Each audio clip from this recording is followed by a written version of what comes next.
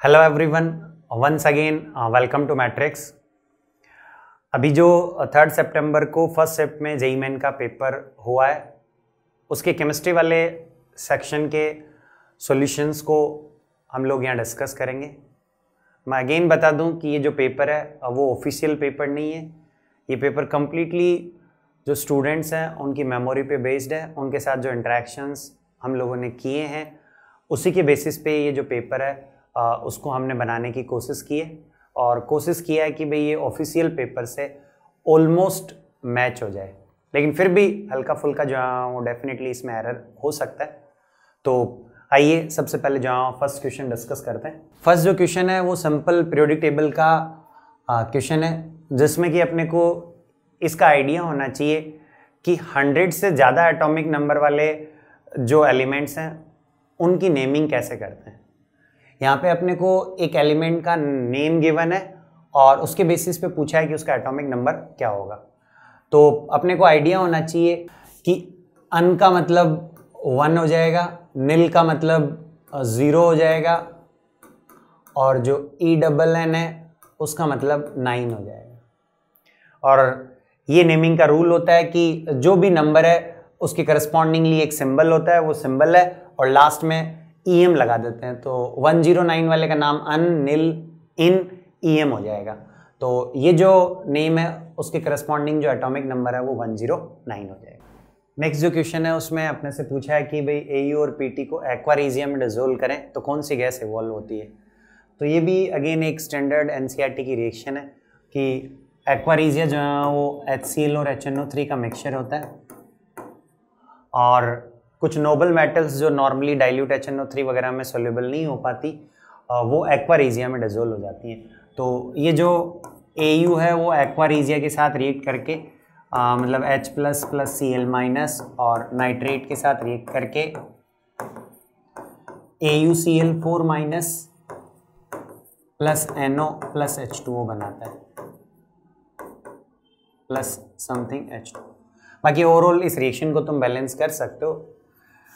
ऐसे ही जो है वो PT भी जो है वो PT plus H plus plus Cl minus plus NO3 minus, मतलब ये इफेक्टिवली स्पीकिंग एक्वारेजिया ही है। तो इसके साथ रिएक्ट करके PtCl6 minus plus NO plus H2O ऐसा कुछ बना। तो यहाँ पे जो एक्वारेजिया के साथ AU और PT रिएक्ट करते हैं तो जो गैस रिलीज होती है वो NO रिलीज होती है, तो NO will be the right answer. Next जो क्वेश्चन है वो अगेन इनऑर्गेनिक केमिस्ट्री का है। सिंपल ऑक्सी एसिड्स की तुम्हें स्ट्रक्चर पता हो तो इसका आंसर कर सकते हो।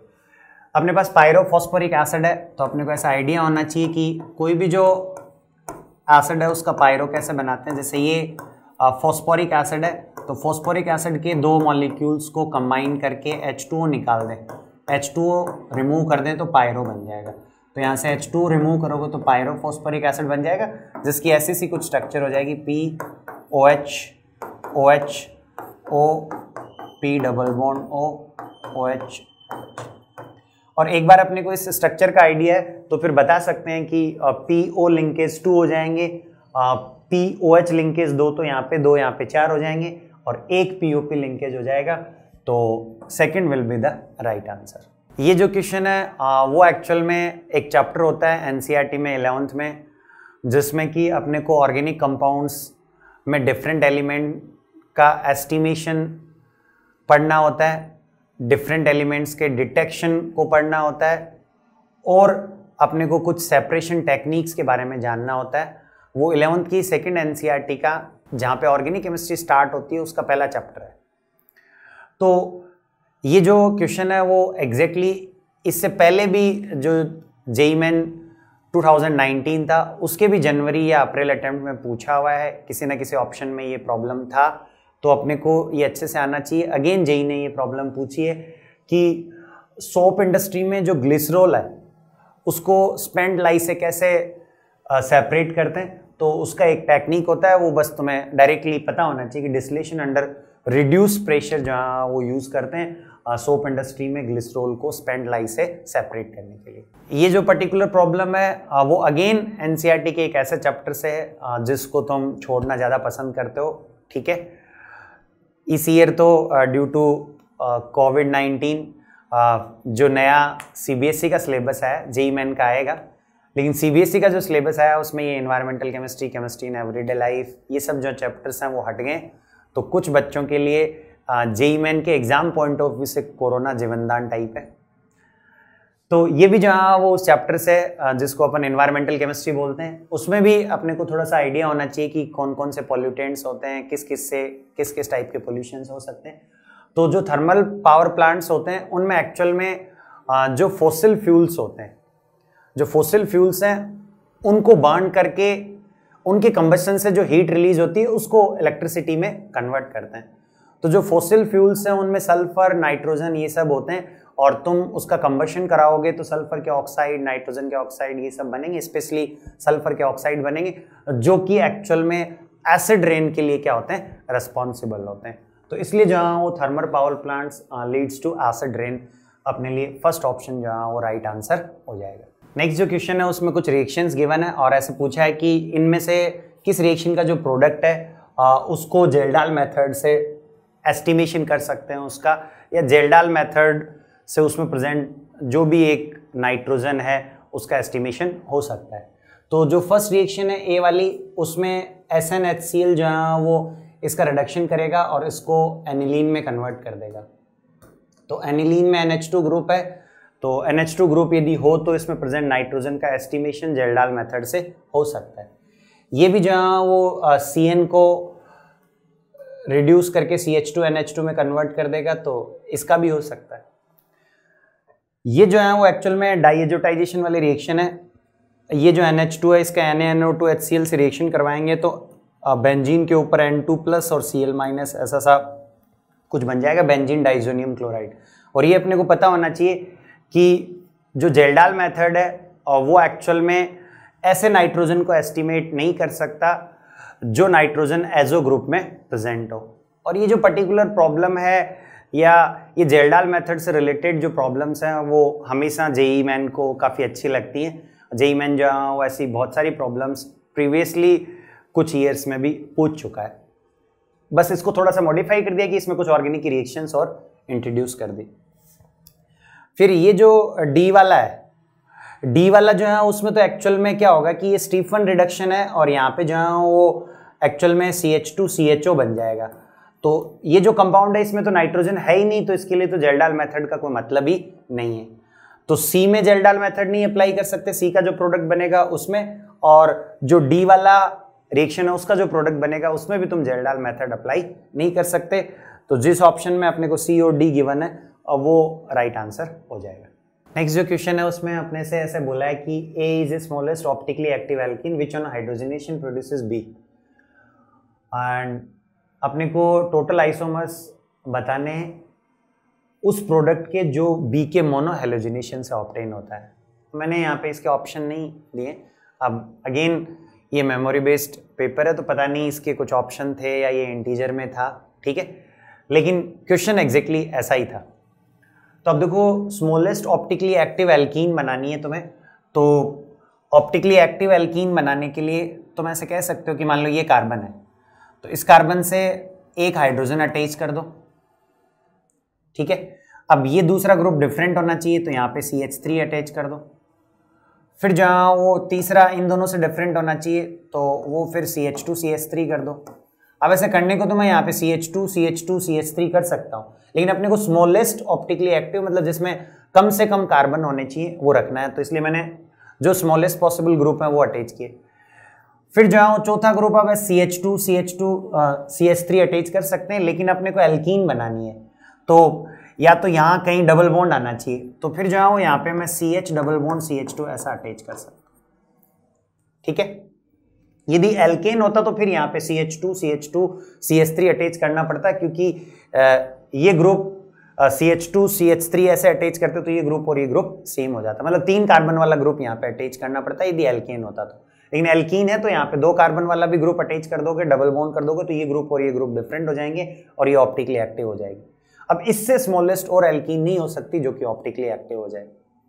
अब ऐसे बोला है कि इसका हाइड्रोजनेशन करवाएं, तो इसके हाइड्रोजनेशन से मुझे ये प्रोडक्ट मिल जाएगा CH3H CH2CH3 और CH2CH3। और फिर ऐसा कहा है कि इसका मोनो हेलोजिनेशन करवाएं तो जो प्रोडक्ट बनेगा उसके टोटल कितने आइसोमर्स अपने को मिलेंगे। तो देखो मोनो हेलोजिनेशन का मतलब है तुम्हें एक्चुअल में कार्बन से अटैच हाइड्रोजन को एक हेलोजन से रिप्लेस करना है। तो सबसे पहले तो मैं ऐसे कह सकता हूं कि मैं इस हाइड्रोजन को हेलोजन से रिप्लेस करूं तो एक कंपाउंड बनेगा CH3, यहाँ पे CH2CH3, यहाँ पे CH2CH3 और यहाँ पे Cl आ जाएगा। ठीक है, या मान लो वो हेलोजन आ जाएगा। तो वो जो कंपाउंड बनेगा वो ऑप्टिकली इनएक्टिव होगा क्योंकि ये दोनों ग्रुप सेम है। तो तुम ऐसे बोल सकते हो कि यहां से मेरे को एक ही पॉसिबल प्रोडक्ट मिलेगा। अब मान लो सपोज जाऊं मैं यहां पे इस कार्बन से अटैच ये जो हाइड्रोजन है इसको एक हेलोजन से रिप्लेस कर दूं, एक हाइड्रोजन को, तो ये CH2Cl हो जाएगा। लेकिन अगेन ये जो कार्बन है वो कायरल नहीं हो पाएगा और इससे भी जो है मेरे को एक ही पॉसिबल प्रोडक्ट मिल पाएगा। ठीक है, अब देखो ये हाइड्रोजन और ये हाइड्रोजन, मतलब इस कार्बन से अटैच हाइड्रोजन और इस कार्बन से अटैच हाइड्रोजन को मैं रिप्लेस करूंगा हेलोजन से, तो देखो क्या क्या मिल सकता है। ये जो कार्बन है इस कार्बन से अटैच्ड हाइड्रोजन को यदि मैं जो है वो हेलोजन से रिप्लेस करूं तो मुझे 4 पॉसिबल प्रोडक्ट मिल सकते हैं। कैसे? देखो ये जो ऊपर वाला कार्बन है वो कायरल है, मैं इसको ऐसे बना रहा हूं, it's like CH3 CH2 CH3 और H। ठीक है, और ये जो कार्बन है उससे 2 हाइड्रोजन है जिसमें से एक हाइड्रोजन को Cl से रिप्लेस कर दोगे तो एक H आ जाएगा और एक हेलोजन है जिसको मान लो मैंने X बोल दिया और एक CH3 है। तो अब देखो इसमें तो क्या है कि इसका मैंने फिशर प्रोजेक्शन बनाया तो इसका कॉन्फ़िगरेशन फिक्स हो गया, जबकि वास्तव में यहाँ पे इसका कॉन्फ़िगरेशन फिक्स नहीं है भाई, यहाँ पे कोई भी कॉन्फ़िगरेशन हो सकता है। और फिर यदि Cl आएगा तो भी जो है वो दोनों कॉन्फ़िगरेशन बन सकते हैं, X आएगा तो इस कार्बन पे, तो यहाँ पे भी दोनों पॉसिबल है। तो यहाँ पे भी दोनों कॉन्फ़िगरेशन पॉसिबल है, यहाँ पे भी दोनों पॉसिबल है। तो इसका मतलब ऐसे से कुछ कि RR RS है ना, SR और SS ये चारों पॉसिबल हो जाएंगे। तो तुम ऐसे बोल सकते हो यहाँ से 4 पॉसिबल आइसोमर्स अपने को मिल जाएंगे।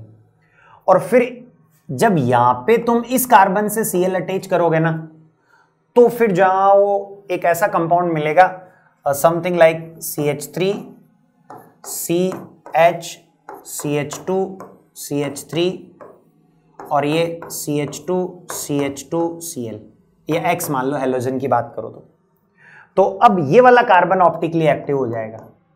तो फिर तुम ऐसे बोल सकते हो कि यहाँ पे अपने को फिर क्या मिल सकते हैं, 2 मिल सकते हैं। यहाँ पे भी अपने को कितने मिल सकते हैं, 2 मिल सकते हैं। ठीक है, अब रही बात ये जो कार्बन है इनसे अटैच हाइड्रोजन को रिप्लेस करो तो वो तो ये और ये तो सिमेट्रिकली हो गया, तो ये दोनों तो इथाइल ग्रुप है, चाहे इससे अटैच हाइड्रोजन को हेलोजन से रिप्लेस कर दो चाहे इससे अटैच हाइड्रोजन को हेलोजन से रिप्लेस कर दो, बात एक ही है।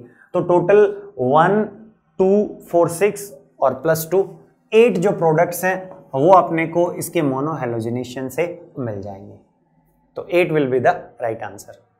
नेक्स्ट जो क्वेश्चन है वो अगेन सिंपल इनऑर्गेनिक केमिस्ट्री का क्वेश्चन है। अपने से बोला है कि वाटर का जो बॉइलिंग पॉइंट है वो यहाँ पे गलती से लिखा गया, ये 373 केल्विन है। वाटर का जो बॉइलिंग पॉइंट है वो 373 केल्विन है।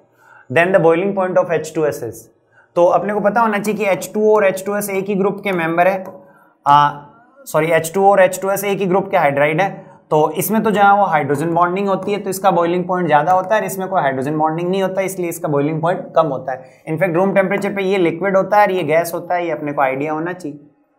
अभी ये रूम टेम्परेचर पे गैस है तो इसका जो बॉइलिंग पॉइंट है वो डेफिनेटली जहाँ वो नॉर्मल जो रूम टेम्परेचर है 298 केल्विन उससे तो कम ही होगा, उससे तो क्या होगा, कम ही होगा। तो तुम ऐसे बोल सकते हो 373 से ज़्यादा हो जाए, ऐसा पॉसिबल नहीं है। 300 से कम ऐसा कुछ होगा, 373 एग्जैक्टली होगा नहीं, मोर देन 300 और लेस देन 373 ये भी जो है वो तुम ऐसे नेग्लेक्ट कर सकते हो कि एक्चुअल में जो है वो 300 केल्विन रूम टेम्परेचर है, रूम टेम्परेचर पे तो ये गैस है तो इसका बॉइलिंग पॉइंट उससे कम ही रहा होगा। तो less than 300 kelvin will be the right answer. Exactly इसका जो बॉइलिंग पॉइंट है वो तुम देख सकते हो, एनसीईआरटी में डेटा गिवन है, लेकिन यहाँ पे अपने को बस ये बताना है कि लेस देन 300 केल्विन है या नहीं। नेक्स्ट जो क्वेश्चन है वो ऑर्गेनिक केमिस्ट्री से है, जिसमें कि अपने को एक कंपाउंड दे रखा है C10H18O2 और इसका एसिडिफिकेशन करें H2SO4 के साथ तो कार्बोक्सिलिक एसिड और अल्कोहल मिलता है। तो इससे अपने को एक आइडिया लगना चाहिए कि ये A जो है वो एस्टर है, एस्टर के एसिडिफिकेशन से अपने को अल्कोहल और एसिड मिल जाते हैं। ठीक है, और फिर बोला है कि जो कार्बोक्सिलिक एसिड बन रहा है उसको बी बोला है और अल्कोहल को सी बोला है, और बोला है कि वो जो ऑब्टेन अल्कोहल है उसका CrO3 से ऑक्सीडेशन कर दें तो वापस कार्बोक्सिलिक एसिड बी मिल जाता है। तो कौन सा स्ट्रक्चर है जो कि इसके लिए पॉसिबल नहीं हो सकता? तो जैसे मान लो ये जो पहला है उसमें तुम ऐसे कह सकते हो कि ऐसा सा कुछ एसिड मिल जाएगा, यहां से ये मान लो बॉन्ड ब्रेक कर दो मान लो, तो COH लगा दो यहाँ पे और यहाँ पे OH, तो ये अल्कोहल बन जाएगा और ये एसिड बन जाएगा CH3CH2 CH CH3 COH। ठीक है, अब ये जो CH2OH है इसका तुम ऑक्सीडेशन कराओगे तो ये COOH बन जाएगा, तो CH3 CH2 CH के ऊपर CH3 फिर COOH, और ये एसिड कौन सा है CH3 CH2 C के ऊपर CH3 फिर COOH। मतलब ये कि ये जो अल्कोहल बनाना इसके ऑक्सीडेशन से वापस वही एसिड बन गया, तो ये तो पॉसिबल है। अपने से पूछा है कौन सा स्ट्रक्चर पॉसिबल नहीं है। फिर ये जो सेकंड है, सेकंड में भी तुम जो है ये वाला बॉन्ड ब्रेक कर दो और इसको एसिड बना दो और इसको अल्कोहल बना दो, तो अब ये जो है वो 1 2 3 4 5 कार्बन है ना, और ये CH2OH जो है वो COOH में कन्वर्ट हो जाएगा CrO3 के साथ ऑक्सीडेशन से, तो 5 कार्बन वाला कार्बोक्सिलिक एसिड, और इधर भी क्या है 1 2 3 4 5 कार्बन वाला सिंपल चेन वाला जो है वो कार्बोक्सिलिक एसिड है। तो एक्चुअल में यहाँ पे जो अल्कोहल मिल रहा है C, उसके CrO3 के साथ ऑक्सीडेशन से वापस क्या मिल रहा है, वापस जो है वो क्या मिल रहा है B वाला कार्बोक्सिलिक एसिड।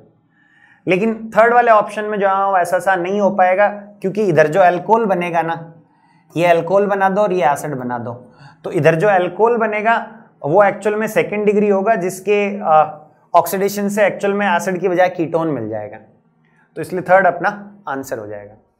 अब हो सकता है यहाँ पे मैंने नन ऑफ दीज रखा है, हो सकता है चौथा ऑप्शन भी इसमें रहा हो, लेकिन अगेन ये मेमोरी बेस्ड है, तो ये जो ऑप्शंस हैं वो थोड़े बहुत इधर उधर हो सकते हैं। नेक्स्ट जो क्वेश्चन है वो इनऑर्गेनिक केमिस्ट्री से MOT का क्वेश्चन है। आपने से पूछा है कि किस में जो है वो बॉन्ड स्ट्रेंथ मिनिमम है, तो NO जो है वो एक हेट्रोन्यूक्लियर डाइएटॉमिक स्पीसी है, जिसके लिए तुम ऐसे बोल सकते हो कि MO डायग्राम जो है वो ऑलमोस्ट जो होमोन्यूक्लियर डाइएटॉमिक स्पीसीज वाले हैं उनको यूज कर सकते हैं। NO में 15 इलेक्ट्रॉन है, तुम जहाँ जो भी इसका MO डायग्राम है जैसे sigma 1s sigma star 1s sigma 2s है ना, ये एनर्जी के इंक्रीजिंग ऑर्डर में मैं लिख रहा हूँ, सिग्मा स्टार 2s, देन जो है सिग्मा 2pz, फिर जो है pi 2px is equal to pi 2py, then pi star 2px pi star 2py, और देन जो है सिग्मा 2pz। ठीक है, बाकी सब में जहाँ पे मैंने नहीं लगाया वहाँ पे इंक्रीजिंग ऑर्डर है, तो इसमें तुम इलेक्ट्रॉन फिल करके देख सकते हो, इसका बॉन्ड ऑर्डर निकाल सकते हो, बट डायरेक्टली अपन ऐसे बोल सकते हैं कि NO 15 इलेक्ट्रॉन है, तो 14 पे बॉन्ड ऑर्डर 3 होता है, 15 पे जो है बॉन्ड ऑर्डर 0.5 से कम हो जाएगा, 2.5 हो जाएगा। NO प्लस में जो है 14 है तो इसका बॉन्ड ऑर्डर 3 हो जाएगा, और फिर NO 2 प्लस है तो इसमें जो है 13 है इलेक्ट्रॉन, तो इसका बॉन्ड ऑर्डर 2.5 हो जाएगा, और NO माइनस में जो है वो इलेक्ट्रॉन जो है वो 16 है तो इसका बॉन्ड ऑर्डर 2 हो जाएगा। तो सबसे कम बॉन्ड ऑर्डर 4th का है, तो इसमें जो है वो NO बॉन्ड स्ट्रेंथ सबसे क्या होगी, कम होगी। नेक्स्ट जो क्वेश्चन है वो कोऑर्डिनेशन कंपाउंड्स हैं इनऑर्गेनिक केमिस्ट्री में, जिसमें कि अपने से ये पूछा है कि कौन सा कंपाउंड है जो कि ऑप्टिकल आइसोमेरिज्म शो कर सकता है। OX का मतलब ऑक्सिलेट है, और ऑक्सिलेट एक सिमेट्रिकल बाइडेंटेड लिगेंड होता है, तो जो क्रोमियम है उसके साथ जो है वो ऑक्सिलेट है सिस, और 2 मोनोडेंटेड है, तो ये जो है वो कुछ ऐसा सा हो जाएगा। यहाँ पे तुम ऐसे बोल सकते हो कि लेट से OX है, और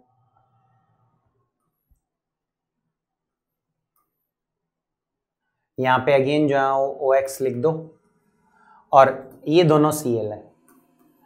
तो ये जो पर्टिकुलर कंपाउंड है इसको अपन सिस क्रोमियम ऑक्सिलेट का होल ट्वाइस Cl2 बोलेंगे, और इसमें कोई प्लेन ऑफ सिमेट्री नहीं हो पाएगा, कोई सेंटर ऑफ सिमेट्री नहीं हो पाएगा, तो ये ऑप्टिकली एक्टिव होगा। इसके साथ साथ जैसे ये जो ट्रांस वाला है उसमें क्या होगा कि ये क्रोमियम है और यहाँ पे Cl और Cl कर दो, और यहाँ पे 2 सिमेट्रिकल बाइडेंटेड लगा दो, एक तो यहाँ लगा दो और एक यहाँ लगा दो। तो इसमें जो है तुम ऐसे बोल सकते हो कि ये जो है वो Cl ये प्लेन के अंदर की तरफ मान लो और इसको प्लेन के बाहर की तरफ मान लो, तो ये जो बॉन्ड है वो बोर्ड के प्लेन में, तो बोर्ड का जो प्लेन है वो इसके लिए प्लेन ऑफ सिमेट्री हो जाएगा, Cl और Cl का मिरर इमेज या Cl का मिरर इमेज ये Cl आ जाएगा। मतलब बोर्ड का जो प्लेन है वो उसके लिए प्लेन ऑफ सिमेट्री हो जाएगा। ऊपर की तरफ एक Cl है, अंदर की तरफ एक Cl है, तो बाहर वाले Cl की मिरर इमेज इस बोर्ड के प्लेन में अंदर वाले Cl को रिप्रेजेंट कर देगी। तो ये ऑप्टिकल एक्टिविटी नहीं शो कर सकता। सिस ये Ma4B2 है, तो इसमें जाओ सिस का मतलब जाओ तुम ऐसे बोल सकते हो कि ऐसा सा कुछ हो जाएगा कि जैसे ये Cl और Cl ये सिस हो गए और ये NH3, ये NH3 और ये NH3 और ये NH3। इसमें भी तुम ऐसे कह सकते हो कि बोर्ड वाला जो प्लेन है वो इसके लिए प्लेन ऑफ सिमेट्री हो जाएगा, यदि मैं ऐसे मानूं कि ये NH3 अंदर की तरफ है और ये क्या है बाहर की तरफ। तो ये भी ऑप्टिकल एक्टिविटी नहीं शो करेगा। इसका जो ट्रांस वाला है वो भी ऑप्टिकली एक्टिव नहीं शो करेगा। उस ट्रांस वाले में चारों पोजीशन पे NH3 लगा लो और यहाँ Cl और Cl लगाओ, तो उसके लिए भी बोर्ड वाला जो प्लेन है वो क्या हो जाएगा, प्लेन ऑफ सिमेट्री। तो इसमें जो फर्स्ट वाला है वही जो है वो अपने लिए ऑप्टिकल आइसोमेरिज्म शो कर सकता है। नेक्स्ट जो क्वेश्चन है वो आयनिक इक्विलिब्रियम से है, जिसमें कि अपने से पूछा है कि कौन सा जो मिक्सचर है वो बफर एसिडिक बफर की तरह एक्ट कर सकता है। तो देखो अपने को बस सिंपल एसिटिक एसिड और NaOH का मिक्सचर दे रखा है, एक तो ये दे रखा है, तो ये दोनों आपस में रिएक्ट करेंगे, एसिड बेस रिएक्शन होगी, सोडियम एसीटेट प्लस H2O बन जाएगा। तो अब इस केस में बफर तभी बनेगा जब एसिटिक एसिड एक्सेस में हो, कि ये एसिटिक एसिड बच जाए। जैसे मान लो पहला जो प्रॉब्लम है उसमें 100 इंटू 0.1 इसके 10 मिलीमोल है और इसके 200 इंटू 0.1 20 मिलीमोल है, तो इसका 10 मिलीमोल बचेगा, इसका 0 बचेगा और इसके 10 बन जाएंगे। तो फाइनली जो रिजल्टिंग सॉल्यूशन है उसमें सोडियम एसीटेट और NaOH है, तो इसके मिक्सचर को बफर नहीं बोलते, सोडियम एसीटेट और एसिटिक एसिड के मिक्सचर को बफर बोलते हैं। तो फर्स्ट में ऐसा नहीं हो पाएगा, थर्ड वाले में तो स्ट्रॉन्ग एसिड स्ट्रॉन्ग बेस है, वैसा ही नहीं हो पाएगा है ना, एक कंपोनेंट वीक तो होना ही चाहिए। फोर्थ वाला जो है उसमें अगेन जो है वो NaOH के 20 मिलीमोल है, तो अगेन जो है वो फोर्थ वाले में फाइनल जो सोल्यूशन है उसमें सोडियम एसीटेट और NaOH ही होंगे।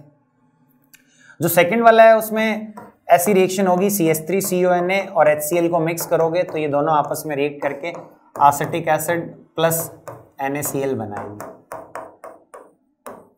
अब यहाँ पे तुम्हारे पास सोडियम एसीटेट जो है उसके 20 मिलीमोल है और इसके जो है 10 मिलीमोल है, तो इसका 10 बच जाएगा, इसका 0 और इसके 10 और इसके 10 बन जाएंगे। तो रिजल्टिंग सॉल्यूशन में एक तो एसिटिक एसिड है और एक जो है सोडियम एसीटेट है बचा हुआ। हालांकि NaCl भी है, लेकिन NaCl का होना ना होना पानी में बराबरी बात है। NaCl को तुम नेग्लेक्ट कर सकते हो, NaCl का pH में कोई कंट्रीब्यूशन नहीं होगा, तो ऐसा लगेगा जैसे कि ये सोडियम एसीटेट और एसिटिक एसिड का मिक्सचर है, जिसको अपन क्या बोल सकते हैं, बफर बोल सकते हैं। तो second will be the right answer. Next जो क्वेश्चन है वो फिजिकल केमिस्ट्री का है। इसमें एक्चुअल में ऐसा सा कुछ प्रॉब्लम था कि एक कोई बैलून है जिसमें कि हीलियम है किसी पर्टिकुलर प्रेशर और टेम्परेचर पे, और फिर वो यदि बैलून ब्रस्ट हो जाता है तो तुमसे ऐसे पूछा था कि ये कैसा सा प्रोसेस है। तो वो जो बैलून है वो यदि ब्रस्ट हो जाता है तो एक तो तुम ऐसे बोल सकते हो कि वो इरिवर्सिबल प्रोसेस है, मतलब उससे कुछ ना कुछ जहाँ वो नेट चेंज यूनिवर्स में आएगा ही आएगा, ठीक है। और दूसरा, या ऐसा तुम फील कर सकते हो कि मान लो जैसे बैलून है यदि किसी गैस से फिल किया हुआ, तो ब्रस्ट करने के लिए हल्का सा तुम्हें एक इनिशिएटिव लेना पड़ेगा कि तुम जहाँ उसमें मान लो सपोज एक नीडल जहाँ वो लगा दो तो डेफिनेटली वो ब्रस्ट हो जाएगा। तो स्पॉन्टेनियस प्रोसेस या इरिवर्सिबल प्रोसेस ऐसे प्रोसेस होते हैं जिनको बस एक बार इनिशिएट करने की जरूरत है, फिर उसके बाद वो अपने आप प्रोसीड हो जाते हैं। तो डेफिनेटली तुम एक बार जहाँ वो नीडल चुबा दोगे तो उसके बाद वो अपने आप काम हो जाएगा। ऐसा नहीं कि तुम नीडल चुबा दो, ब्रस्टिंग रुक जाए, ठीक है, और फिर जो है तुम दोबारा हेल्प कर रहे हो, दोबारा जो है उसमें नीडल चुबा रहे हो। तो डेफिनेटली जो है यदि वो ब्रस्ट हुआ है तो उसका ब्रस्ट होना इरिवर्सिबल या स्पॉन्टेनियस प्रोसेस है। दूसरा, तुम ऐसे बोल सकते हो कि एक्चुअल में जहाँ वो इरिवर्सिबल एडियाबेटिक प्रोसेस है, क्योंकि एडियाबेटिक जो प्रोसेस है उसमें हीट का एक्सचेंज नहीं होगा। तो ये जो प्रोसेस है वो इतना फास्ट होगा कि हीट एक्सचेंज होने में टाइम ही नहीं मिलेगा। तो अपन ऐसे बोल सकते हैं कि हीट का एक्सचेंज नहीं हुआ है और ये इरिवर्सिबल एडियाबेटिक प्रोसेस है। जैसे कई बार फ्री एक्सपेंशन हम लोगों ने देखा होगा, फ्री एक्सपेंशन जो गैसेस का होता है वो एडियाबेटिक प्रोसेस होता है, क्योंकि उसमें जो है बहुत ही कम टाइम लगता है और ऐसा लगता है जैसे कि हीट का एक्सचेंज होना पॉसिबल ही नहीं हो पाया। नेक्स्ट जो क्वेश्चन है उसमें अपने से पूछा है कि इनमें से कौन सी हाइड्रोजन सबसे ज्यादा एसिडिक है। जो कल पेपर्स हुए थे जेईई मेन के, उनमें भी जहाँ ऐसी सी प्रॉब्लम थी कि तुम्हें एसिडिक स्ट्रेंथ का ऑर्डर पूछा था, यहाँ पे भी डेफिनेटली वैसे सी प्रॉब्लम है। तो इसमें देखो ये जो फर्स्ट कंपाउंड है उसमें तुम देखो तो CH2CN, इसमें यदि तुम H प्लस हटा दोगे, ये वाला जो हाइड्रोजन है वो हटा दोगे यहाँ पे, तो ऐसा सा कंपाउंड बन जाएगा CH माइनस CN। और ये जो नेगेटिव चार्ज है वो एक्चुअल में ये जो CN है उसके साथ डीलोकलाइज कर सकता है। CN को तुम जहाँ ऐसा सा कुछ लिख सकते हो C ट्रिपल बॉन्ड N, तो डेफिनेटली जहाँ ये नेगेटिव चार्ज यहाँ पे जैसे मान लो C ट्रिपल बॉन्ड N करो तो ये नेगेटिव चार्ज यहाँ आ जाएगा, पाई इलेक्ट्रॉन यहाँ हो जाएंगे। मतलब ये जो नेगेटिव चार्ज है उसको ये जो CN है उसका electron withdrawing effect via resonance stabilise कर रहा है। मतलब ये जो दो CN है इनका -m इफेक्ट है जो कि इसको क्या कर रहा है, स्टेबलाइज कर रहा है। ये जो पर्टिकुलर कंपाउंड है इसमें भी ये जो कार्बन है इससे अटैच ये हाइड्रोजन हट जाए तो ये C पे नेगेटिव आ जाएगा और इससे जो है वो ये 3 ग्रुप लगे हुए हैं COOCH3, ठीक है, ऐसे से 3 ग्रुप और लगे हुए हैं। अब यहाँ पे भी ये नेगेटिव चार्ज इसके साथ वाया रेजोनेंस स्टेबलाइज हो सकता है, लेकिन प्रॉब्लम ये है कि ये जो नेगेटिव चार्ज है वो इन पाई इलेक्ट्रॉन्स के साथ उतना डीलोकलाइज नहीं होगा जितना इस ऑक्सीजन का लॉन पेयर होगा, जितना इस ऑक्सीजन का क्या होगा, लॉन पेयर होगा। मतलब एक्चुअल में ये जो रेजोनेंस है, मतलब इस कार्बन पे जो नेगेटिव चार्ज है वो इस डबल बॉन्ड ऑक्सीजन के साथ डीलोकलाइज होना चाहता है, लेकिन उसमें जो वो ये वाला जो ऑक्सीजन है वो क्या करेगा, हिंड्रेंस क्रिएट करेगा। इसलिए इस ग्रुप का जो है वो तुम ऐसे बोल सकते हो कि -m इफेक्ट काफी वीक होगा। हालांकि ये ग्रुप तो 3 है लेकिन एक्चुअल में इनका -m इफेक्ट इतना कम होगा कि इन तीनों का मिला के जो -m होगा उससे कहीं ज्यादा जो है वो 2 CN का -m होगा। तो पहले वाला ज्यादा एसिडिक होगा इन कंपैरिजन टू सेकंड।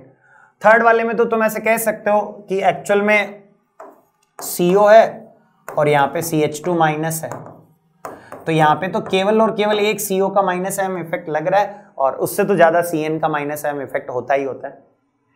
ये तो जो है वो टर्मिनल एल्काइन है, इसमें तो कोई इंडक्टिव इफेक्ट वगैरह, सॉरी इसमें तो कोई जो है वो -m वगैरह होंगे भी नहीं। इसमें तो सिंपल जो है वो CH3 C triple bond H, ये एक्चुअल में थोड़ा गलत लिखा गया, ये कुछ ऐसा सा होना चाहिए, ऐसा सा, ये गलत लिखा गया है, ऐसा सा कुछ होना चाहिए, CH3 C triple bond CH। तो इसमें से H प्लस हटाओगे तो इस कार्बन पे नेगेटिव है, वो नेगेटिव जहाँ वो sp हाइब्रिडाइज कार्बन पे है तो वो स्टेबल है, लेकिन इतना स्टेबल नहीं हो जाएगा जितना जहाँ वो ये CN के -m इफेक्ट से इस कार्बन पे नेगेटिव चार्ज स्टेबलाइज होगा। तो इसलिए first will be most acidic hydrogen containing compound. Next जो क्वेश्चन है वो सरफेस केमिस्ट्री से है। ये जो पर्टिकुलर प्रॉब्लम है वो अगेन जेईई मेन में तुम देखो तो रिपीट टाइप हो चुकी है।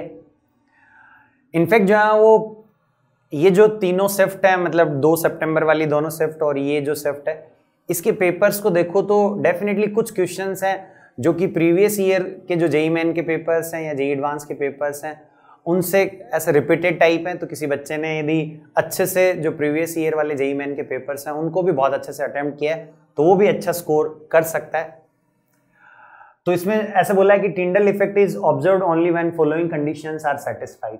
तो टिंडल इफेक्ट ऑब्जर्व होने के लिए 2 कंडीशंस होती हैं जो कि एनसीईआरटी में क्लियरली मेंशन्ड होती हैं, वो अपने को पता होना चाहिए। एक तो रिफ्रैक्टिव इंडेक्स की और एक जो कंडीशन है वो पार्टिकल्स की साइज और वेवलेंथ जो अपन यूज कर रहे हैं उसकी। तो अपने से ये पूछा है कि इसमें से कौन सी कंडीशन जो है वो सेटिस्फाई होनी चाहिए। तो एक तो ये होना चाहिए कि diameter of the disperse particle is not much smaller than the wavelength of light use, या मैं ऐसे बोल सकता हूं कि जो पार्टिकल्स का साइज है वो ऑलमोस्ट जो तुम वेवलेंथ यूज कर रहे हो लाइट की उसके बराबर सा होना चाहिए। ठीक है, ऐसा ना हो कि पार्टिकल्स का साइज बहुत छोटा हो जाए वेवलेंथ ऑफ लाइट यूज से। और एक दूसरा जो है वो रिफ्रैक्टिव इंडेक्स, डिस्पर्शन मीडियम और डिस्पर्स फेज का जो होता है उसमें काफी डिफरेंस होना चाहिए। तो the refractive index of disperse phase and dispersion medium are almost similar, ये गलत बात हो जाएगा। डी वाला जो ऑप्शन है जिसमें कि अपने को ऐसे बोल रहा है कि वो मैग्नीट्यूड में ग्रेटली डिफर करते हैं, तो वैसा होना चाहिए कि दोनों का जो रिफ्रैक्टिव इंडेक्स है, डिस्पर्शन मीडियम और डिस्पर्स फेज का, उसमें काफी डिफरेंस होना चाहिए। तो ये जो 2 कंडीशंस हैं वो सेटिस्फाई होंगी तभी टिंडल इफेक्ट ऑब्जर्व होता है। तो डेफिनेटली जहाँ बी एंड डी जो है इसका आंसर हो जाएगा, 1 will be the right answer. Next जो क्वेश्चन है वो वैसे ऑर्गेनिक केमिस्ट्री का है, लेकिन ज्यादा रोल इसमें केमिस्ट्री इन एवरीडे लाइफ का है। कि एक कंपाउंड है नोवेस्ट्रोल, तो पूछा है कि ये नोवेस्ट्रोल कौन कौन सी रिएक्शंस दे सकता है। अब पॉइंट ये कि यदि ये नोवेस्ट्रोल है, इसकी तुम्हें स्ट्रक्चर पता है, जैसे अगेन ये मेमोरी बेस्ड पेपर है, जो स्टूडेंट्स के साथ इंटरेक्शन किया उसमें बच्चे बोल रहे हैं कि इसकी स्ट्रक्चर नहीं गिवन थी, केवल नाम ही गिवन था। तो यदि केवल नाम ही गिवन है तो फिर जहाँ वो अपने लिए बहुत डिफिकल्ट है कि इसकी स्ट्रक्चर अपने को याद हो और हम लोग जहाँ वो इन रिएक्शंस में से सेलेक्ट कर सके कि कौन सी रिएक्शन ये शो करेगा, ठीक है।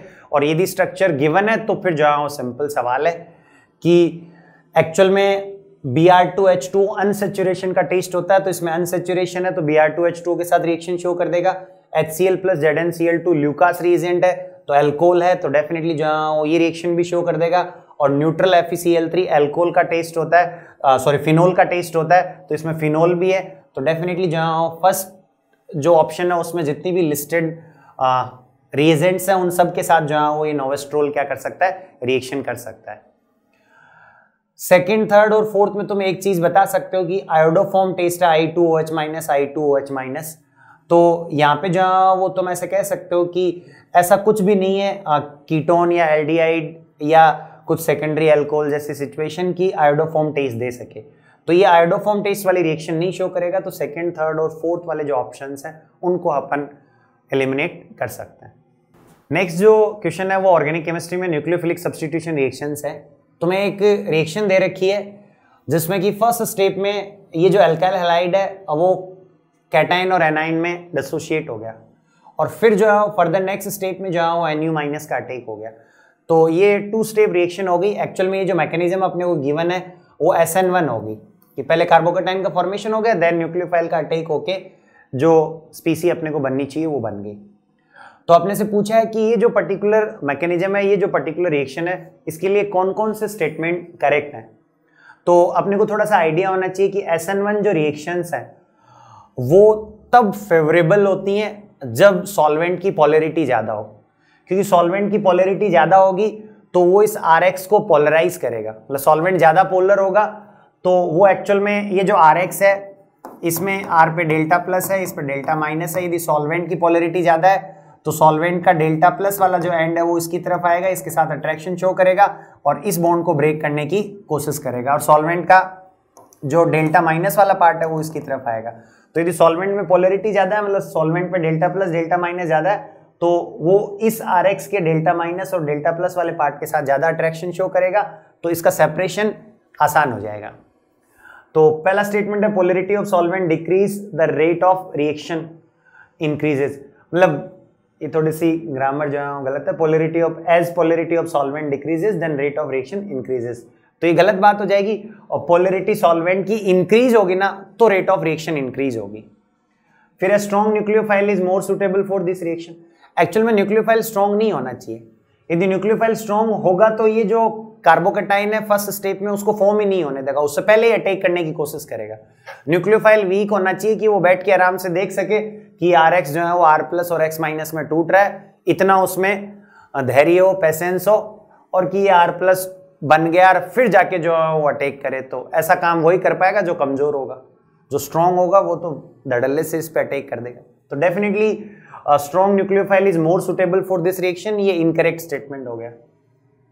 फिर है if R is bulky then carbocation become more stable, मतलब ये जो R है वो बल्की है, मतलब 3rd डिग्री टाइप ऐसा कुछ है, तो डेफिनेटली वो कार्बोकेटाइन बनेगा, वो ज्यादा स्टेबल होगा, और वो ज्यादा स्टेबल होगा तो डेफिनेटली जो है रिएक्शन की रेट भी इंक्रीज होगी।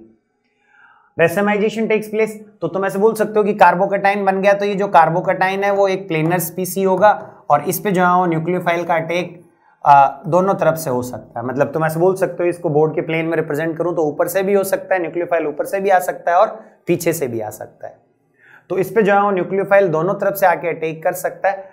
तो यदि ये जो कार्बन है वो न्यूक्लियोफाइल के अटैक होने के बाद कायरल बन रहा है तो फिर दोनों ही पॉसिबिलिटी होंगी, दोनों ही कॉन्फ़िगरेशन अपने को मिल जाएंगे। तो डेफिनेटली फोर्थ वाला स्टेटमेंट भी सही है कि racemization will take place in this reaction. तो थर्ड और फोर्थ जो वो करेक्ट स्टेटमेंट होंगे, तो अपन ऐसे बोल सकते हैं कि fourth will be the right answer.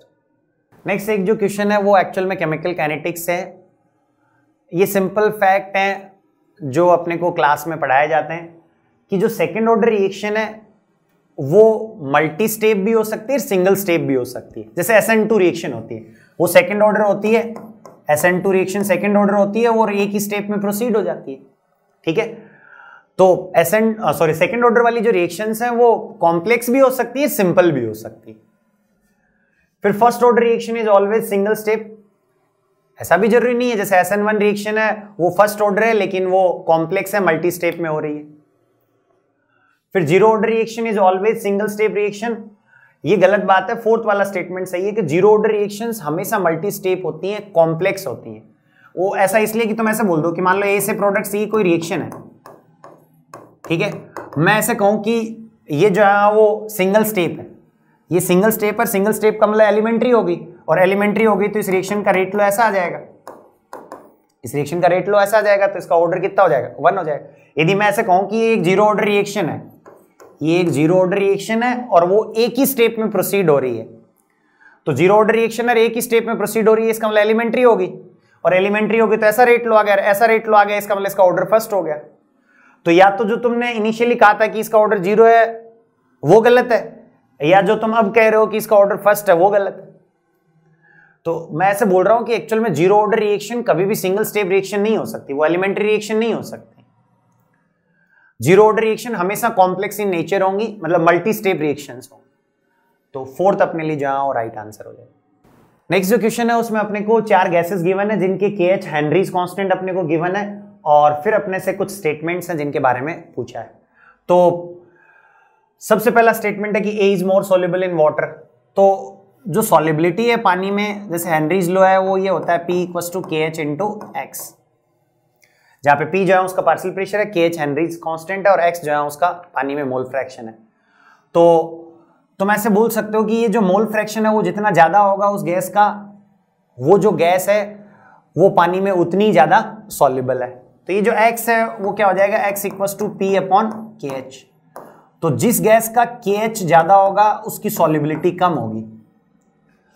तो A is more soluble in water, वो गैस सबसे ज्यादा सॉल्युबल होगी जिसका KH सबसे कम होगा। तो KH सबसे कम जो है वो एक्चुअल में C वाली गैस का है, तो C जो है वो सबसे ज्यादा सॉल्युबल होगा। तो पहला स्टेटमेंट जो है वो सही नहीं होगा। ठीक है, फिर सेकंड है pressure of C in 55.5 molal solution is 1 बार। तो प्रेशर निकालने के लिए P = KH है, और C का जो KH है वो तुम ऐसे बोल सकते हो 2 × 10⁻³ किलो बार है। तो 2 × 10⁻³ किलो बार को मैं बार में चेंज करूंगा तो 2 बार आ जाएगा, इंटू X। मोल फ्रैक्शन क्या होगा, देखो यदि सॉल्यूशन की मोललिटी 55.5 है, इसका मतलब मैं ऐसे बोल सकता हूं कि 1000 ग्राम सॉल्वेंट में 55.5 मोल उस गैस मतलब C गैस का है, तो उसका मोल फ्रैक्शन क्या हो जाएगा, उसके मोल तो 55.5 है, divide by total mole. Total mole क्या हो जाएंगे 55.5 प्लस पानी के मोल, और पानी के मोल क्या हो जाएंगे 1000/18। तो ये 1000/18 55.55 होता है, तो ये जो क्वांटिटी है वो 1/2 हो जाएगी, और प्रेशर क्या आ जाएगा 1 बार आ जाएगा। तो इसका मतलब सेकंड वाला जो ऑप्शन है वो क्या हो जाएगा, करेक्ट हो जाएगा। रही बात थर्ड और फोर्थ की, तो थर्ड और फोर्थ को एग्जैक्टली इसी फॉर्मूले से इसी तरीके से तुम सोल्व कर सकते हो और बता सकते हो कि एक्चुअल में थर्ड और फोर्थ जहां वो क्या है, इनकरेक्ट है। नेक्स्ट जो क्वेश्चन है वो इलेक्ट्रोकेमिस्ट्री से। अपने को 2 सोल्ट गिवन है, NaCl एंड BaSO4। इनके कंडक्टेंस गिवन है कि इसका जो कंडक्टेंस है वो C1 है और इसका कंडक्टेंस C2 है। अब अपने को पता होना चाहिए थोड़ा इनऑर्गेनिक से कि ये जो है वो पानी में PPT होता है, वाटर में सॉल्युबल नहीं होता। सॉल्युबल नहीं होता तो ये पानी में आयंस बहुत ही कम देगा, ये पानी में जो है वो आयंस बहुत ही कम देगा। तो आयंस यदि बहुत कम होंगे तो डेफिनेटली इसके सॉल्यूशन का कंडक्टेंस बहुत कम होगा, और ऐसा सा कुछ हो जाएगा। तो पहला स्टेटमेंट सही हो जाएगा। दूसरा तुम ये भी कह सकते हो कि ये टेम्परेचर वाला जो पॉइंट है, तो तुम्हें पता होना चाहिए कि जो टेम्परेचर इंक्रीज करने पे जो इलेक्ट्रोलाइटिक कंडक्टर्स होते हैं उनके लिए टेम्परेचर इंक्रीज करने पे रेजिस्टेंस की वैल्यू जो है वो डिक्रीज करती है, और कंडक्टेंस जो होता है वो इंक्रीज करता है। तो जो T1 टेम्परेचर पे कंडक्टेंस है वो कम होगा, T2 पे ज्यादा होगा यदि T2 बड़ा है तो सेकंड वाला स्टेटमेंट जो है वो इनकरेक्ट हो जाएगा। बाकी थर्ड और फोर्थ को तो तुम देख ही सकते हो, तो इसलिए अपना फर्स्ट जो है वो राइट आंसर हो जाएगा। ये जो क्वेश्चन है उसमें अपने को H2O2 सॉल्यूशन का वॉल्यूम स्ट्रेंथ पूछा है और इसकी मोलरिटी गिवन है। अब हो सकता है ये जो नंबर है वो ऑफिशियल पेपर में थोड़ा डिफरेंट हो, बट ऐसा सा ही प्रॉब्लम था कि अपने को मोलरिटी देके उसका वॉल्यूम स्ट्रेंथ पूछा है, तो H2O2 की वॉल्यूम स्ट्रेंथ का अपने को डायरेक्टली फॉर्मूला आना चाहिए विच इज मोलरिटी इंटू 11.2। तो ये जो मोलरिटी है वो 8.9 है, इसको तुम 11.2 से मल्टीप्लाई कर दो और यहाँ से जो भी आंसर आएगा वो अपने लिए राइट आंसर हो जाएगा। नेक्स्ट जो क्वेश्चन है वो सिंपल मॉल कॉन्सेप्ट से है या कॉन्सेंट्रेशन टर्म्स जहाँ पे भी होता है, जैसे एनसीईआरटी में सॉल्यूशन वाले चैप्टर में भी होता है, मॉल कॉन्सेप्ट में भी होता है।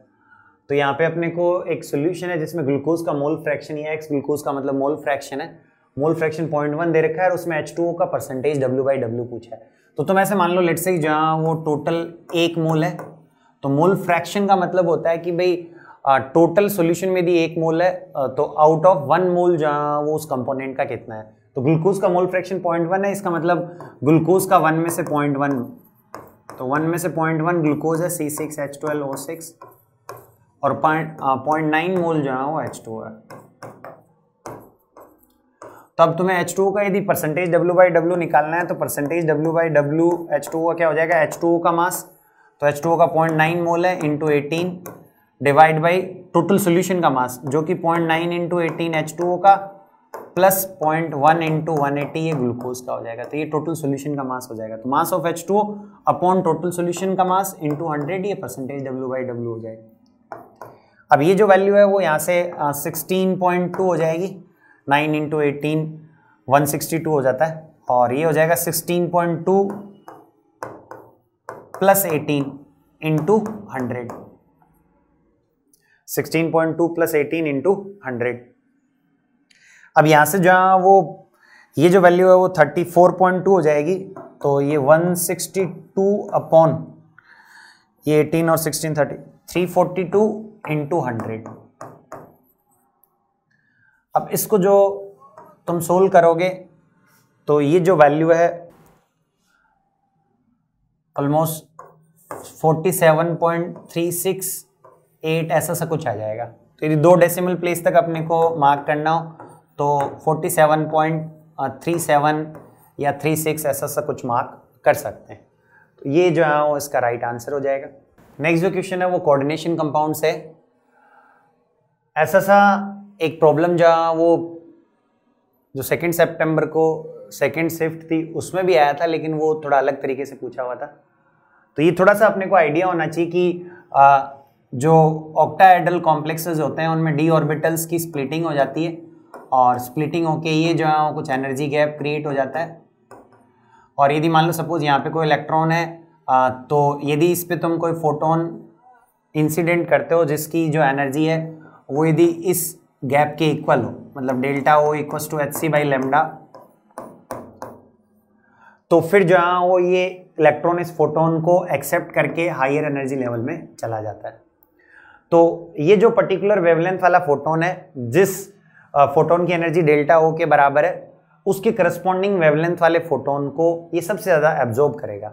तो उसके एब्जॉर्प्शन स्पेक्ट्रम में जो मैक्सिमा आएगा वो किसी पर्टिकुलर वेवलेंथ के करस्पॉन्डिंग आएगा, और वो जो वेवलेंथ है वो अपने को 20,300 सेंटीमीटर इनवर्स दे रखी है। अब यहाँ से अपने को वेवलेंथ की वैल्यू दे रखी है क्योंकि H और C तो क्या है, कांस्टेंट है। तो फिर अपने से पूछा है therefore the crystal field stabilisation energy in kilojoule पर मोल इज, और 1 किलोजूल पर मोल का अपने को कन्वर्जन दे रखा है सेंटीमीटर इनवर्स से। तो देखो जो CFSE होती है उसका फॉर्मूला अपने को आना चाहिए, CFSE is equal to -0.4 into number of electrons in T2Z orbitals. इनको T2Z ऑर्बिटल्स बोलते हैं और इनको EZ ऑर्बिटल्स बोलते हैं। और अपने पास जो कॉम्प्लेक्स है वो TiH2O होल 6 3+ है। तो टाइटेनियम जहाँ वो titanium scandium titanium titanium 3D2 4s2 होता है। तो +3 का मतलब D में एक ही इलेक्ट्रॉन होगा। अब D में एक ही इलेक्ट्रॉन है तो उस इलेक्ट्रॉन को तुम यहीं फिल करोगे तो T2Z में एक इलेक्ट्रॉन हो जाएगा plus 0.6 into number of electrons in EZ जो कि 0 हो जाएगा, into delta O into delta O plus sum n into P होता है, जहां पे p का मतलब पेयरिंग एनर्जी और n का मतलब है कि मान लो ये स्प्लिटिंग नहीं होती तो जो d ऑर्बिटल्स में इलेक्ट्रॉन फिल करते और जब ये स्प्लिटेड d ऑर्बिटल्स हैं उनमें इलेक्ट्रॉन अपन फिल करें तो उन दोनों कॉन्फ़िगरेशन में कितने इलेक्ट्रॉन जहां वो पेयर अप हो रखे हैं या उन दोनों इलेक्ट्रॉनिक कॉन्फ़िगरेशन में नंबर ऑफ पेयर्ड इलेक्ट्रॉन का कितना डिफरेंस है। जैसे मान लो यदि तुम ये d ऑर्बिटल्स की स्प्लिटिंग नहीं होती तो Ti3+ का कॉन्फ़िगरेशन लिखते तो ऐसा होता है, एक इलेक्ट्रॉन यहाँ आता बस। तो इसमें कितने पेयर है, कितने पेयर्ड इलेक्ट्रॉन है, एक भी नहीं है और इसमें भी एक भी नहीं है, तो n की वैल्यू 0 हो जाएगी। लेकिन जैसे मान लो सपोज मैं ऐसे कहूं कि किसी का कॉन्फ़िगरेशन जहां हो ऐसा है,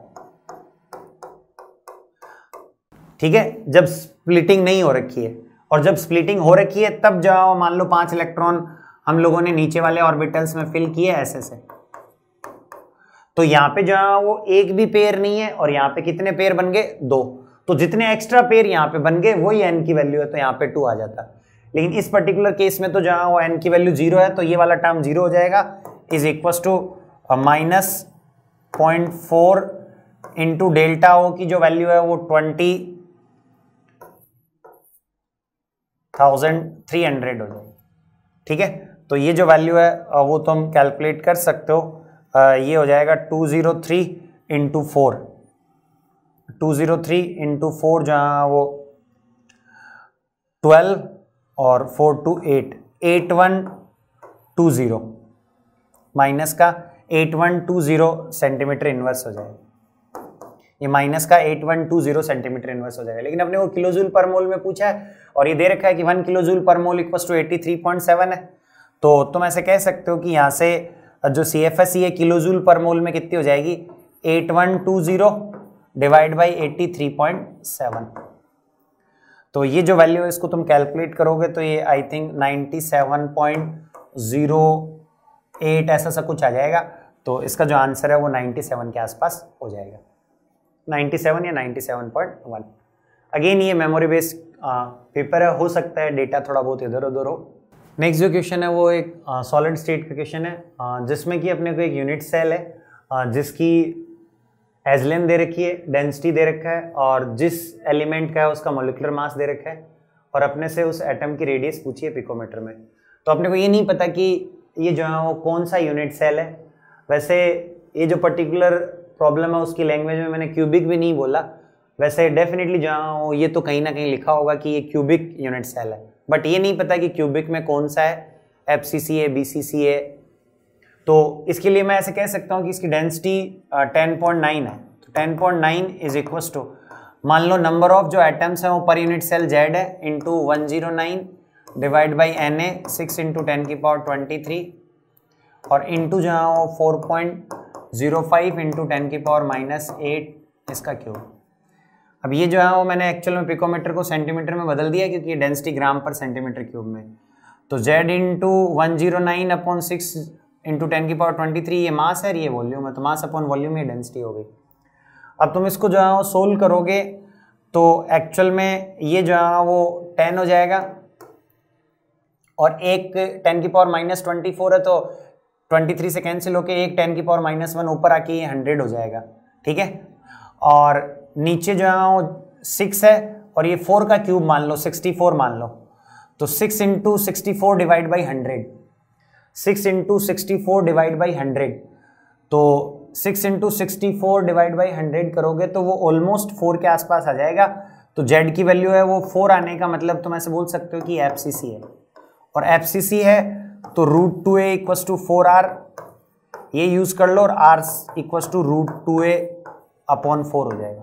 A की वैल्यू पुट कर देना, √2 की वैल्यू 1.414 के आसपास ले लेना, तो वहां से जहाँ A की रेडियस की वैल्यू आ जाएगी ये 143.16 या 17 के आसपास का आंसर आएगा। नेक्स्ट जो क्वेश्चन है वो एक्चुअल में अगेन यदि ऐसा सा सवाल आया है तो ये बहुत ही बढ़िया सवाल है, फोटो इलेक्ट्रिक इफेक्ट और इलेक्ट्रोकेमिस्ट्री का मिक्सअप सवाल है। अपने को ऐसा बोला है कि भाई एक लाइट की बीम है जिसको अपन सोडियम मेटल पे इंसिडेंट करवाते हैं जिसका वर्क फंक्शन 2.5 इलेक्ट्रॉन वोल्ट है, और यदि वो जो सोडियम मेटल है उस पर तुम लाइट इंसिडेंट करवा रहे हो, फोटो इलेक्ट्रिक इफेक्ट शो कर रहा है, फोटो इलेक्ट्रिक करंट फ्लो कर रही है, तो उस फोटो इलेक्ट्रिक करंट को फ्लो करने से रोकने के लिए एक पोटेंशियल डिफरेंस अपन अप्लाई करते हैं जिसको स्टॉपिंग पोटेंशियल बोलते हैं, जिसको अपन क्या बोलते हैं, स्टॉपिंग पोटेंशियल। तो अगला ऐसा बोल रहा है कि वो जो स्टॉपिंग पोटेंशियल है, and to stop photo electric current potential difference equal to E cell of following cell is used. मतलब ये जो सेल है इसका जितना ई सेल है ना, उतना पोटेंशियल डिफरेंस अप्लाई करके हम लोग जो है फोटो इलेक्ट्रिक करंट को फ्लो करने से रोक सकते हैं। तो मैं ऐसे कह सकता हूं कि एक्चुअल में इसका जो ई सेल होगा ना वही स्टॉपिंग पोटेंशियल हो जाएगा। तो इसका जो ई सेल है वो तुम क्या कह सकते हो, ये कैथोड है और सब 1 मोलर 1 बार है, तो स्टैंडर्ड कंडीशंस में तो इस कैथोड का रिडक्शन पोटेंशियल माइनस एनोड का स्टैंडर्ड कंडीशंस में। तो एनोड तो हाइड्रोजन इलेक्ट्रोड है तो इसका स्टैंडर्ड कंडीशंस में 0 है और इसका जो है स्टैंडर्ड कंडीशंस में 0.22 है। तो तुम ऐसे बोल सकते हो सोडियम वाले केस में जो स्टॉपिंग पोटेंशियल है, मतलब यहाँ पे जो ई नोड सेल है वो 0.22 आ गया, इसका मतलब उसका जो स्टॉपिंग पोटेंशियल है वो 0.22 वोल्ट हो जाएगा। उसका जो स्टॉपिंग पोटेंशियल है वो 0.22 वोल्ट हो जाएगा। अब अपने को स्टॉपिंग पोटेंशियल और मैक्सिमम काइनेटिक एनर्जी का रिलेशन पता होना चाहिए कि यदि स्टॉपिंग पोटेंशियल 0.22 वोल्ट है तो मैक्सिमम जो काइनेटिक एनर्जी है वो 0.22 इलेक्ट्रॉन वोल्ट हो जाएगी। तो तुम ऐसे बोल सकते हो कि इसने ऐसे कहा है कि भाई वर्क फंक्शन 2.5 है, तो इंसिडेंट जो लाइट है उसकी एनर्जी E है, वर्क फंक्शन 2.5 है और के मैक्स जो है वो 0.22 इलेक्ट्रॉन वोल्ट है। तो इंसिडेंट लाइट की जो एनर्जी है वो यहाँ से 2.5 प्लस 0.22 ये जो है वो 2.72 इलेक्ट्रॉन वोल्ट हो जाएगा। जो इंसिडेंट लाइट है उसकी जो एनर्जी है वो 2.72 इलेक्ट्रॉन वोल्ट आ जाएगी। फिर देखो नेक्स्ट बोला है कि यदि if same light is used to incident on potassium metal जिसका वर्क फंक्शन 2.3 है, तो फोटोइलेक्ट्रिक करंट को स्टॉप करने के लिए सेम ही सेल है उसके ई सेल के बराबर का पोटेंशियल डिफरेंस लगाते हैं। तो अपने से पूछा है कि इसमें जो है एक्चुअल में पीएच ऑफ HCl सॉल्यूशन क्या होनी चाहिए, मतलब पीएच ऑफ HCl सॉल्यूशन क्या होनी चाहिए। तो तुम ऐसे बोल सकते हो कि एक्चुअल में इस सेल का तुम्हें पोटेंशियल डिफरेंस थोड़ा चेंज करना पड़ेगा। जैसे मान लो सेम ही लाइट इंसिडेंट करवा रहे हो तो पोटेशियम के केस में इंसिडेंट लाइट की एनर्जी तो ये हो गई 2.72 और उसका जो वर्क फंक्शन है वो 2.3 हो गया, तो प्लस के ई मैक्स। तो उसके लिए जो के ई मैक्स है उसकी वैल्यू है वो क्या आ जाएगी 2.72 माइनस 2.3। तो 2.72 माइनस 2.3 करोगे तो ये जो वैल्यू है वो 0.42 आ जाएगी।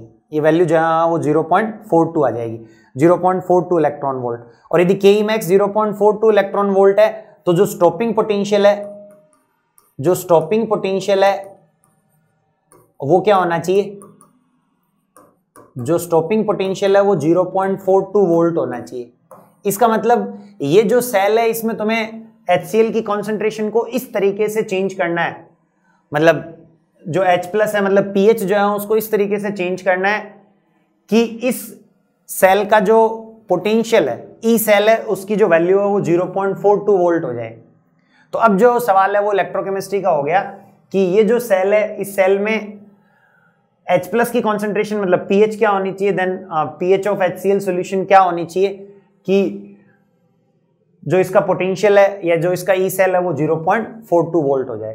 तो ये जो प्रॉब्लम है इसको हम लोग सोल्व कर सकते हैं। इसके लिए मुझे जो है वो एनोड और कैथोड की रिएक्शन लिखनी पड़ेगी, सेल की रिएक्शन लिखनी पड़ेगी और इस सेल पे जो है वो मुझे क्या लगाना पड़ेगा, नेंस इक्वेशन अप्लाई करना पड़ेगा। तो वो हम अप्लाई करते हैं।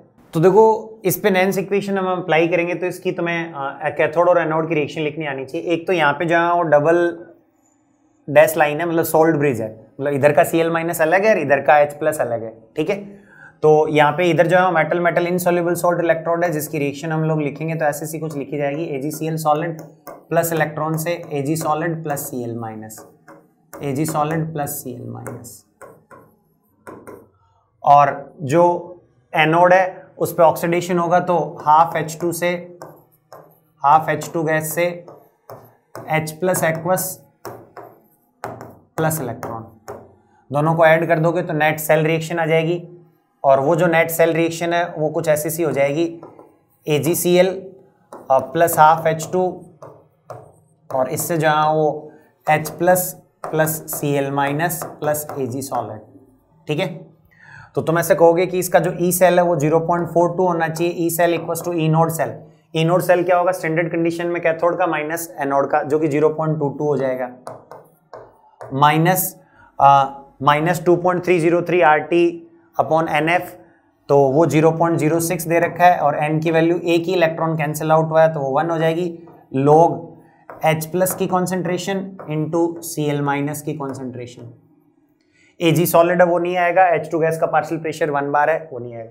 अब Cl माइनस की कॉन्सेंट्रेशन तो 1 मोलर है, तुम्हें केवल pH पूछिए, मतलब इधर जो है वो एनोड साइड में H प्लस की कॉन्सेंट्रेशन को चेंज करके इसका तुम्हें ई सेल 0.42 लाना है। तो ये Cl माइनस 1 मोलर है तो माइनस log H प्लस है वही pH होगी, तो 0.42 is equal to 0.22 plus 0.06 pH। तो यहाँ से जो pH है उसकी वैल्यू आ जाएगी 0.42 में से 0.22 माइनस करोगे तो ये 0.2 आ जाएगा, डिवाइड बाई जहाँ वो 0.06 हो जाएगा। तो ये जो क्वांटिटी है वो 20/6 हो जाएगी, दैट इज 10/3 हो जाएगी। 10/3 का मतलब जहाँ वो 3.33 ऐसा सा कुछ आंसर है। ठीक है, तो एक्चुअल में जो प्रॉब्लम है वो सिंपल है, इनफैक्ट सिंपल नहीं है, बहुत टफ है, जेई एडवांस जैसा सा प्रॉब्लम है। अपने से ये कहा है कि भाई तुम्हारे पास सोडियम मेटल है जिसका कुछ वर्क फंक्शन दे रखा है और उस पर कुछ लाइट इंसिडेंट करते हैं तो फोटो इलेक्ट्रिक इफेक्ट शो होता है, और फोटो इलेक्ट्रिक करंट को स्टॉप करने के लिए अपने को इस सेल के पोटेंशियल डिफरेंस के बराबर पोटेंशियल लगाना पड़ता है। तो इस सेल का पोटेंशियल डिफरेंस 0.22 है तो तुम्हें 0.22 वोल्ट का पोटेंशियल डिफरेंस लगाना पड़ा, तो वहां से Ke max 0.22 इलेक्ट्रॉन वोल्ट आ गई। सोडियम का वर्क फंक्शन दे रखा है तो वहां से इंसिडेंट लाइट की एनर्जी आ गई। अब वही लाइट जो है तुम पोटेशियम पे इंसिडेंट करवा रहे हो तो वो इंसिडेंट लाइट की एनर्जी वही यूज कर लो, पोटेशियम का वर्क फंक्शन पता है तो वहां से पोटेशियम वाले केस में Ke max आ जाएगा, और Ke max आ गया तो उतना जितना इलेक्ट्रॉन वोल्ट Ke max आएगा उतना वोल्ट का पोटेंशियल डिफरेंस तुम्हें इस पोटेशियम वाले केस में फोटो इलेक्ट्रिक करंट को स्टॉप करने के लिए अप्लाई करना पड़ेगा। तो उतना पोटेंशियल डिफरेंस इस सेल का तुम्हें लाना पड़ेगा, ई सेल। तो उसके लिए अगला ऐसा बोल रहा है कि तुम्हें इसकी पीएच को चेंज करना है, मतलब ये जो H प्लस है वो किसी HCl से आया होगा और तुम्हें इसकी कॉन्सेंट्रेशन को इस तरीके से चेंज करना है कि इसका जो ई सेल है वो 0.42 वोल्ट हो जाए, और 0.42 वोल्ट हो जाएगा तो फोटो इलेक्ट्रिक करंट रुक जाएगी पोटेशियम के केस में।